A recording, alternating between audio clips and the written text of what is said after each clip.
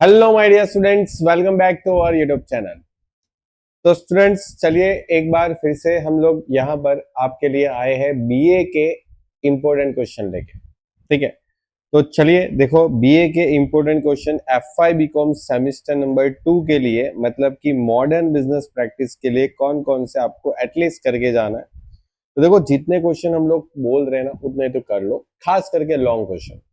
Short question में क्या होता है कि देखो, बहुत प्रिडिक्ट करना मुश्किल होता है, क्योंकि शॉर्ट क्वेश्चन बहुत ज्यादा होते हैं। ठीक है, और शॉर्ट क्वेश्चन कोई भी बना के पूछ सकते हैं लॉन्ग में से।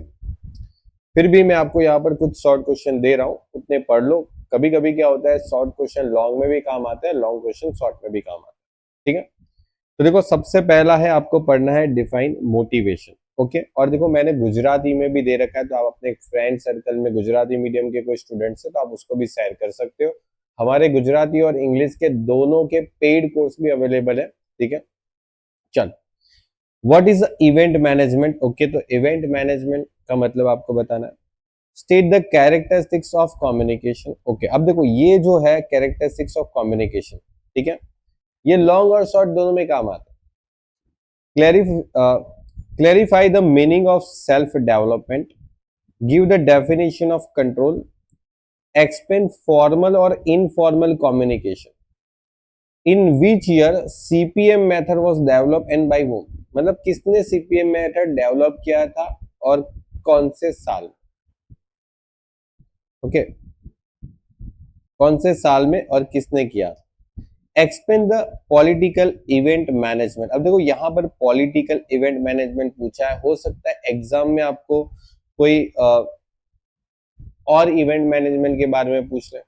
ठीक है, तो यहाँ पर पॉलिटिकल इवेंट मैनेजमेंट पूछा है आपको। What are the external force affecting the change. Okay, what is a business communication. तो बिजनेस कम्युनिकेशन क्या होता है। List tools of motivation and what is communication. ठीक है, उसके बाद फुल नेम ऑफ पर्ट, और ये पर्ट के साथ साथ CPM. Okay, sorry, CPM. Okay, और सीपीएम पर्ट दोनों के। What is the change management and what is event infrastructure. Example of the popular corporate event. देखो यहाँ पर अभी कॉर्पोरेट इवेंट की बात बोली, कोई रिलीजियस इवेंट के बारे में भी बोल सकते हैं। आपको यहाँ पर जो मैंने बताया था कि आपको कहाँ गया पर था ना, हाँ ये रहा, पॉलिटिकल इवेंट मैनेजमेंट। ठीक है, कोई रिलीजियस के बारे में भी पूछ ले थोड़ा बहुत। ठीक है, देखो कई बार ऐसा होता है ना कि शॉर्ट क्वेश्चन आपके पास एज इट इज क्या आंसर लिखना वो अवेलेबल नहीं होता। कभी कभी शॉर्ट क्वेश्चन के आंसर एग्जाम में बना के भी लिखना पड़ता है, जो आपने रीडिंग किया होता है ना लॉन्ग क्वेश्चन, उसमें से आपने लॉन्ग क्वेश्चन पढ़ा है उसमें कितना समझा है ना, उस हिसाब से एक या दो क्वेश्चन तो ऐसे पूछते हैं जो वहां पर बना के लिखने पड़ते हैं। क्योंकि कई बार देखते हैं, मेरे को जब पेपर आता है स्टूडेंट पूछते हैं सर इसका आंसर तो बुक्स में है ही नहीं। Answer as it is book में नहीं होता, कभी उसके जैसा जो कॉन्सेप्ट होता है, जो उसके जैसा कुछ रीडिंग किया होता है हम लोगों ने, उसमें से बना के उसके अकॉर्डिंग लिखना होता है। तो उसके भी मार्क्स होते हैं थोड़े बहुत। ठीक है, हर बार ऐसा नहीं होगा कि बुक्स में से एज इट इज पूछ लिया होगा। ठीक है, चल उसके बाद what is event infrastructure. Example of popular corporate event, meaning of critical part, ये बहुत इंपॉर्टेंट हो जाएगा। Factor of barriers to effective communication, ये एक इंपॉर्टेंट क्वेश्चन हो जाएगा। Traditional method of control, explain the change management and what is meaning of event management. अब देखो मैंने तो मेरे हिसाब से जो शॉर्ट क्वेश्चन दिए हैं, ठीक है, मेरे ख्याल से इतने करके जाओ काफी है, क्योंकि शॉर्ट क्वेश्चन चाहे कितने भी कर लो एग्जाम के अंदर कहीं ना कहीं एक या दो क्वेश्चन तो कभी ऐसा आता ही आता है कि जो आपको वहां पर बना के लिखना पड़ता है। ठीक है, तो वहां पर उसके लिए तो आपकी कितनी डिटेल में स्टडी है वो डिपेंड करता है। यहाँ पर अभी हम बात करेंगे लॉन्ग क्वेश्चन में, तो explain the criticism Herzberg two factor motivation, important. Explain the theory of hierarchy with criticism. ठीक है,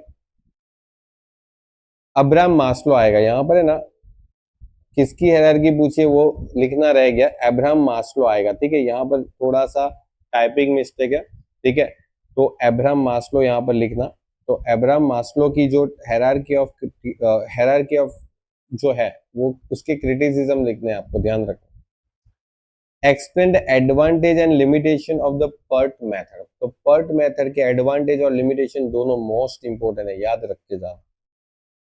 एक्सप्लेन मैकलेंड नीड थियरी, ठीक है, तो ये भी अच्छे से करके जाना।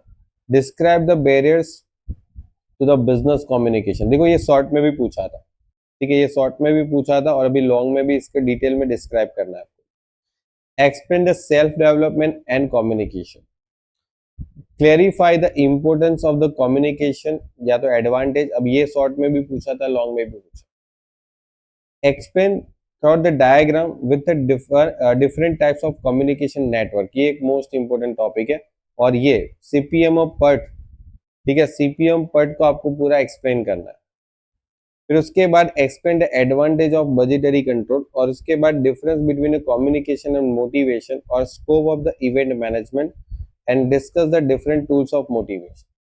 अब देखो यहाँ पर मैंने 13 क्वेश्चन लॉन्ग में दिए, लेकिन देखो 13 क्वेश्चन तो करके जाओ।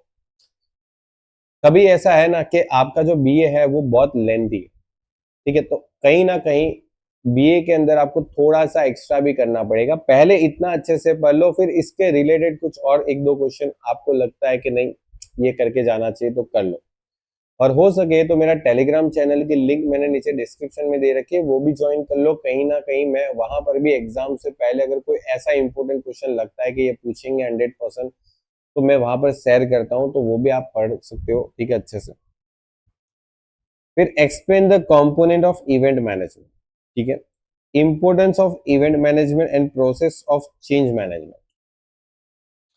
फिर इंपोर्टेंस ऑफ कंट्रोल और इंपोर्टेंस ऑफ मोटिवेशन। यहां पर मैंने जो शॉर्ट नोट दे रखी है वो आपको अच्छे से करना है, क्योंकि यहां से आपको एक शॉर्ट नोट लिखनी होती, उसके बाद आपको एक केस स्टडी पूछते हैं। और केस स्टडी तो देखो कोई फिक्स नहीं होता, कुछ भी केस स्टडी में रख देंगे, कोई भी चैप्टर से एक केस स्टडी रख लेंगे और उसका आपको केस स्टडी लिखना है। बस कैसे लिखना है वो सब आपके बुक्स में एक दो केस स्टडी का सॉल्यूशन भी दे रखा है, ठीक है, तो आप उसको पढ़ो। और केस स्टडी देखो छोड़नी नहीं होती। अगर आप 2 साल ऑलरेडी बीए पढ़ के आए हो, ठीक है, ये आपका तीसरा साल है, 11-12 आपने बीए पढ़ा और ये तीसरा साल है। बीए के अंदर जो बिजनेस के प्रॉब्लम होते हैं, मैनेजमेंट के रिलेटेड जो प्रॉब्लम होते हैं, ठीक है, उसके चैप्टर है आपको, और उसी चैप्टर के बेस आपको कोई केस स्टडी देते हैं, मतलब कोई बिजनेस प्रॉब्लम देते हैं, और उस बिजनेस प्रॉब्लम का सॉल्यूशन उस चैप्टर के अकॉर्डिंग, मतलब ये कौन से चैप्टर के अकॉर्डिंग कौन सी प्रॉब्लम फेस कर रहे हैं, उसके हिसाब से आप अच्छे से लिखोगे तो डेफिनेटली केस स्टडी के जो मार्क्स है वो तो मिलेंगे मिलेंगे। केस स्टडी छोड़नी नहीं होती, लिख के आओ, ठीक है, चाहे वो लास्ट में लास्ट एक पेज की भी लिख दोगे ना तो भी चलेगा, लेकिन कभी छोड़ो मत। ओके, चलिए, तो wish you all the very best for your exam. अच्छे से प्रिपेयर करो, जितने भी सब्जेक्ट के इंपॉर्टेंस है वो ऑलरेडी मैंने अपलोड कर दिए है, और जो बाकी है वो भी मैं आगे आने वाले लेक्चर में अपलोड कर दूंगा। ओके, चलिए, गुड बाय और टेक केयर।